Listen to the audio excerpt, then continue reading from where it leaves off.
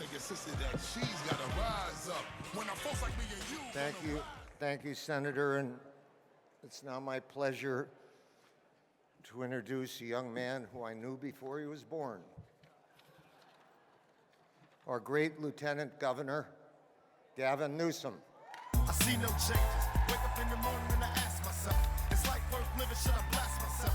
I'm tired of being poor and even worse, I'm black. My stomach hurts, so I'm looking for a person to snatch. Cops give a damn about a need, bro. John just tried to mess up my hair. Unbelievable. How is everybody doing? Y'all fired up? Well, my name is Gavin Newsom, and I am proud to be in a room full of Democrats who have the guts to act like Democrats. You know, I can't help but join in on the chorus for John Burton. So here, just a little brief personal tribute. You know, we're at a hinge moment in history during this epic struggle for truth and justice and American values. And, you know, I think all of us in this room would agree. You can't imagine a more fitting and faithful leader to have put our party in a position to lead the progressive resistance. You know, John and his brother Phil knew what it meant to fight when facing long odds in the all too narrow corridors of power. As you saw in the video, they were against the Vietnam War in the early days, back when that meant standing up to a Democratic president. They fought for increasing the minimum wage for the working poor, protecting farm workers from abuse and coal miners from black lung, and extending Social Security benefits to the elderly, blind, and disabled, back when those reforms were considered radical. And they always, John and Phil, always put principles ahead of party, raged for justice, no matter how imposing the opposition was. And in doing so, you know this, they improved the lives of millions and millions of Americans, and they certainly inspired mine. Now fast forward to today, 40 years later, contrast that Burton legacy with the profiles of courage of those leading Congress today. You know, for months, Donald Trump has evaded ethics rules and waged war on the truth, and they have said nothing. Trump invoked fake voter fraud while obstructing a real investigation into electoral interference, and they did nothing. He undermined the rule of law, democratic institutions, and they said in the word, remember this, the word of one Republican senator, he said, suck it up and move on. And even worse are those 14 Californian Republicans.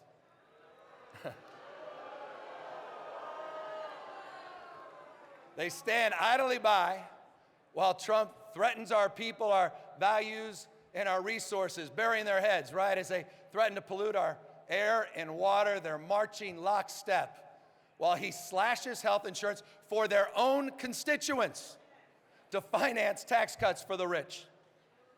They have repeatedly put party ahead of patriotism, and they've sold their soul to a president without one.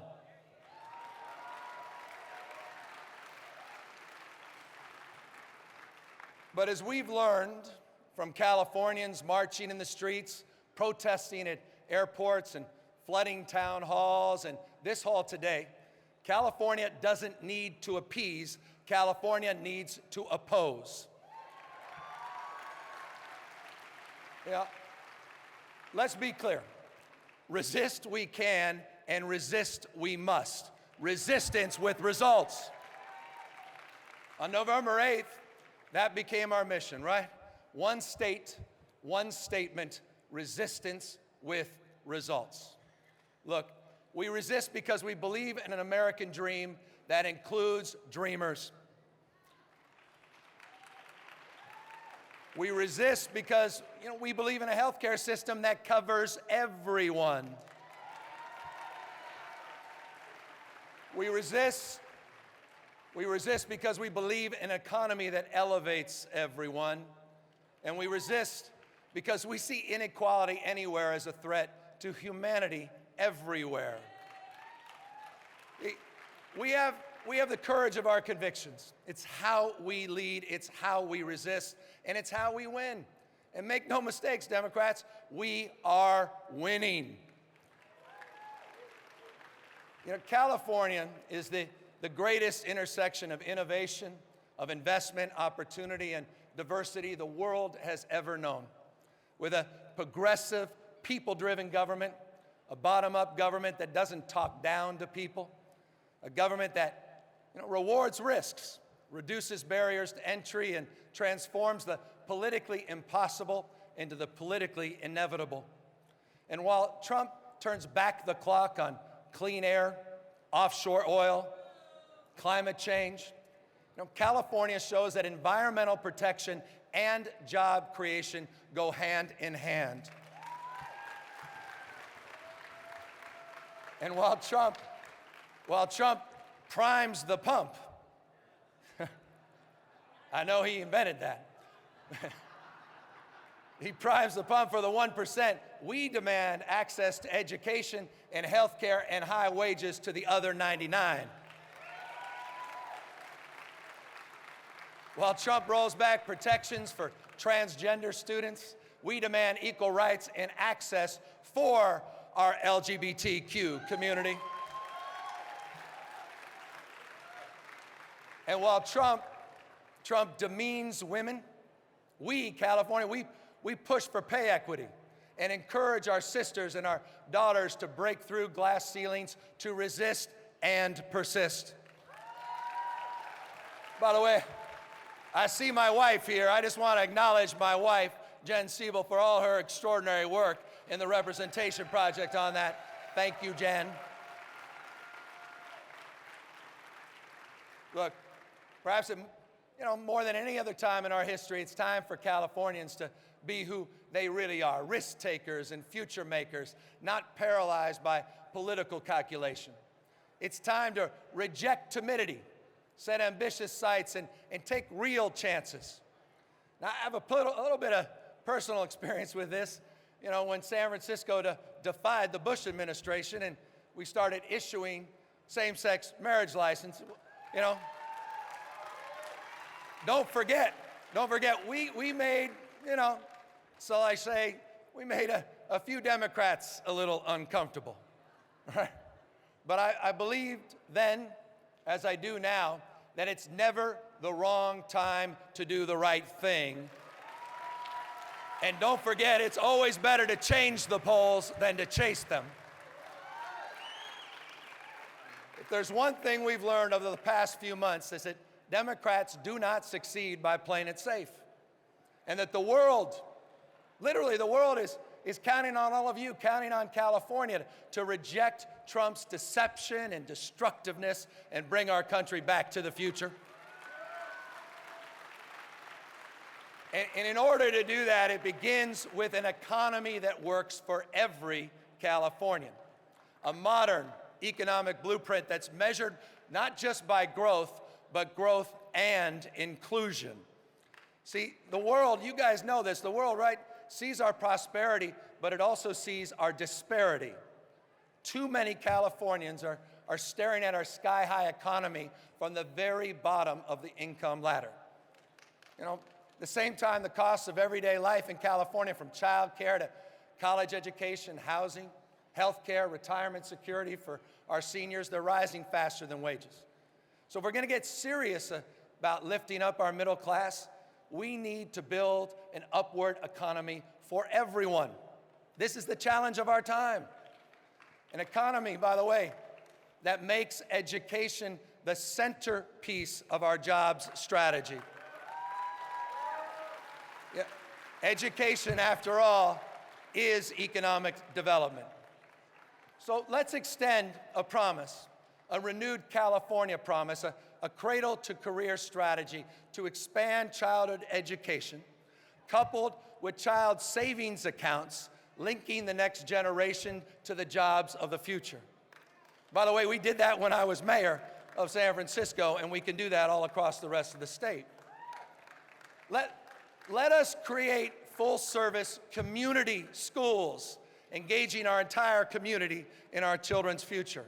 Open every day, all day. wellness centers in our schools to deal not only with physical health care needs, but adolescent mental health care needs. Arts education, every child, every classroom, K through 12.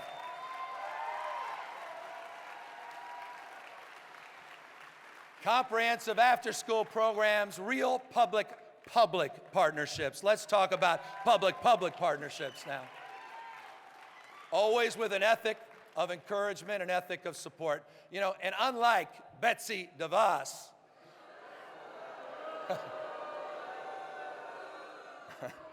unlike Betsy DeVos, we will attract our teachers, not attack our teachers.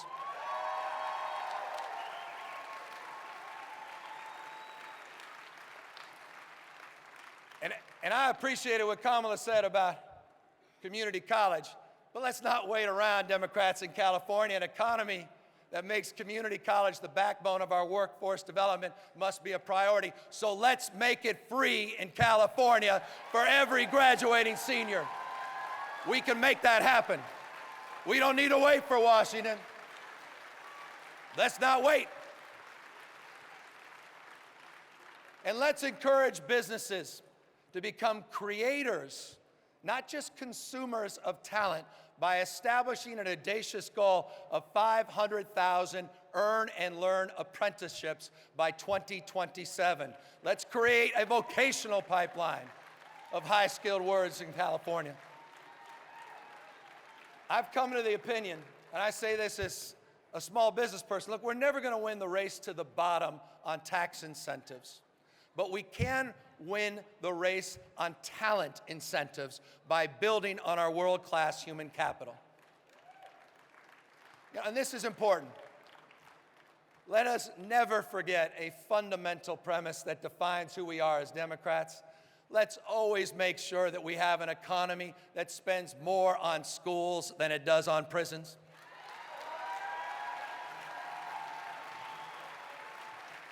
I say that, as a point of privilege. You know, I'm very proud to be the only statewide Democrat in California that publicly supported all 5 criminal justice reform measures, from 3 strikes reform to Prop 47, to Governor Brown's parole reform, to the repeal of the death penalty. Let's get that. God's delays are not God's denials. We can make that happen. And yes, Democrats, on Proposition 64, ending marijuana criminalization and taking a bold step in ending the war on drugs. And just like Kamala said, you know, our next governor better be ready to stand up to Jeff Sessions. Let's make sure we stand up and send him a message by slamming the door on his advocacy for private prisons. That's wrong. That's wrong, Democrats. And always let's reject his racially biased brand of criminal injustice. Because in California, we target real crimes, Jeff Sessions, not black or brown lives.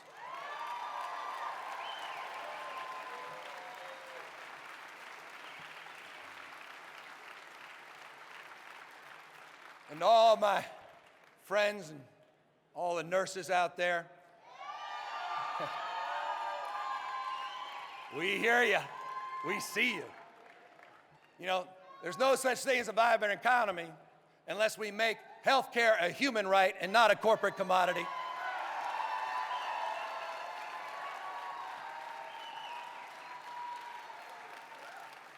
You know, universal health care is an economic imperative. So let's achieve a system in California that covers everybody, regardless of your ability to pay, regardless of your immigration status, and a plan where being a woman is not considered a pre-existing condition. And let's make sure we always fund Planned Parenthood when we're at it. I'm almost done. But that's not enough. I'm going to wrap up here, but we need an economy that also breaks Wall Street's chokehold on state finance. It's time in California to create our own state bank. Right? Why haven't we done it? To build our infrastructure, repair our roads, bridges, airports, and construct new health care facilities, provide student loans, small business loans, and to build those 3.5 million new housing units we need to develop by 2025. Look, this is our mission. This is our mandate, an economy for all and injustice for none. And when we're done, by the way, and we'll do this while keeping our budget in balance, do not let others mislead you into thinking we cannot. If anything, Governor Brown has proven you do not need to be profligate to be progressive. And finally, John, but most importantly, California can never claim to be a leader of the human condition as long as we lead the nation in childhood poverty. This is a surmountable crisis. We must make it a moonshot priority in every corner of the state. Together, we can end childhood poverty in California. And when I'm governor, that will be our North Star, guiding every policy, every goal. So Democrats, it's time to demand more. Big ideas, bold solutions. We all have a role to play because in this state, you don't have to be something to do something. You don't need a title. You don't need an honorific because you already have one. You are a Californian. And that means more now than it ever has. We don't care where you're born, who you love, how you self-identify. You are a Californian. If you've been told you're not rich enough, you're not good enough, young enough, old enough, there's a place here because you are a Californian. And if you've been a target of Trump's hateful attacks, Muslims, law-abiding immigrants, public school teachers, healthcare workers, members of organized labor, or members of a free and democratic press, this is your home. We're all Californians. Wear it with pride. This is your moment.